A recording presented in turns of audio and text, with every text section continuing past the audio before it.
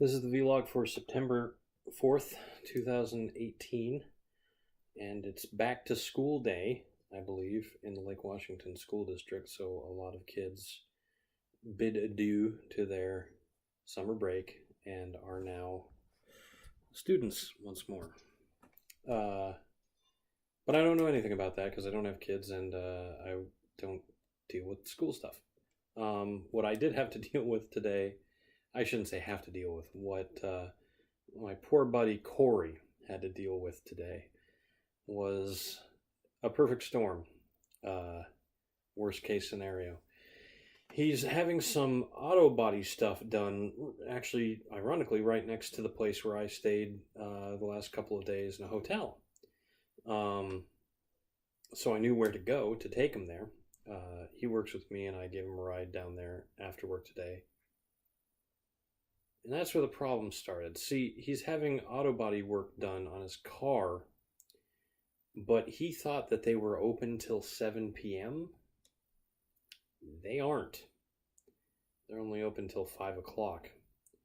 And to make matters worse, his phone died while he was at work today, and he didn't have any charger with him, so he didn't have any way of receiving the phone call where they were letting him know, hey, we're closing and you need to come and get your car because we're not going to be able to give you your keys otherwise. So he didn't find any of this out until he got to the place at roughly 6:30 this evening, and found them closed, and found a note on his window with a number to call. He charged using my car charger briefly so that he could make a call to the number, got a box instead, found the message letting him know, hey, you were supposed to come in. And then he took stock of his options. I can't put him up here because of all the work that's being done on the house. And he lives all the way in Kent. So if I had taken him home tonight, he still would have been screwed. So he decided that the best course of action, after weighing his options, he called a few people to see if he could stay in town for the evening, but no one answered him. He decided to hang out and rent a room at the Redmond Inn for the night so that he can be there bright and early tomorrow morning to pick up his car when they open at 7 a.m. And the worst part is that his poor kitty cats are not going to get fed first thing tomorrow morning. But as it turns out, kitty cats are pretty good at being able to skip a meal. So they will definitely be alive for him to feed them when he gets home tomorrow night. It is going to be a little bit expensive, but in his mind, staying at the Redmond Inn was much cheaper than an Uber drive that was probably going to be $100 just to get down to Kent, and then $100 in the morning if he was even able to get one that early in the day. So this way he's right next to where his car is. He'll have access to it first thing in the morning. I don't know that he's going to be able to go home, feed the cats, and then come back. He's also going to probably be wearing the same shirt to work tomorrow, which is not great either, but them's the breaks.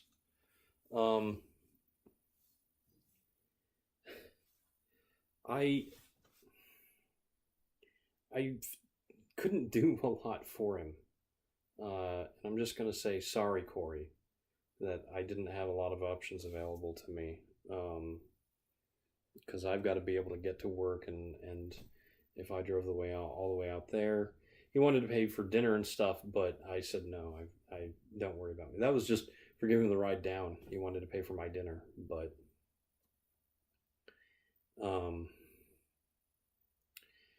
I had a really bad experience. I was sweet on a girl.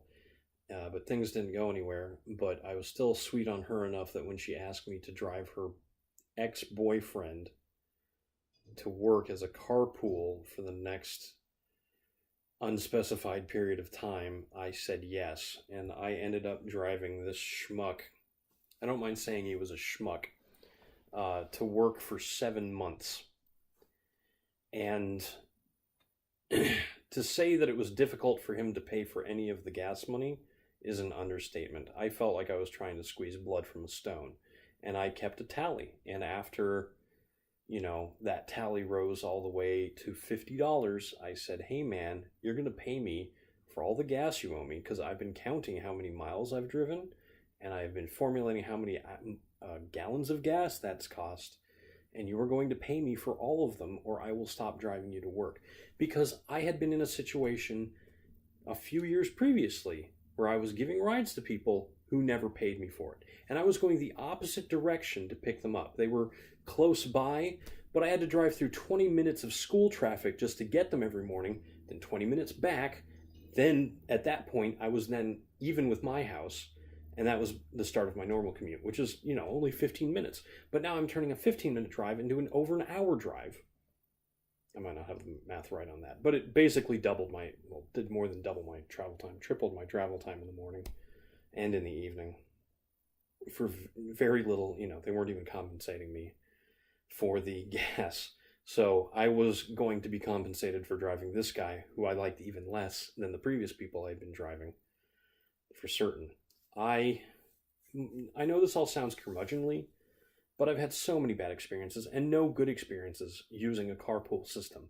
I've never, found somebody who's on the way to work and it's not a very, steep, out of my way thing just to pick them up. It's always someone that I'm driving, quite a few minutes sideways to get to and then pick up, or driving the opposite direction and then picking up. I do not like to carpool. I don't like to carpool where I'm sharing driving duty. Not that that's ever happened in my adult life. And I sure don't like being a glorified taxi service that people don't feel compelled to pay. Because, hey, we're all going to the same place anyway, right? Yeah, we all eventually end up in the same place, but I'm driving out of my way to get you there is not my idea of fun, and it definitely costs me extra money.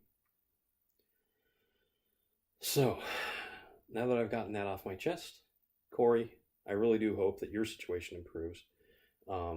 Corey did not ask for me to drive him home. I asked him where he lived, and he said, oh, you're not driving me, I live in Kent. And I said, oh, you're right. So he was not trying to compel me. He didn't force me into any difficult situations, and he seemed resolved to take care of the situation as best he could himself. And he's a really good guy for having that mindset, and it's a healthy mindset to have. It's not an easy one, but it's a good lesson. And I hope that if I'm ever in a situation like Corey is, I will have the foresight and level-headedness to not go nuts and wallow in frustration. So we'll see about that. We'll see if I do that or if I go this route instead. Anyway, I'm Eric Spornitz, and tomorrow will be better.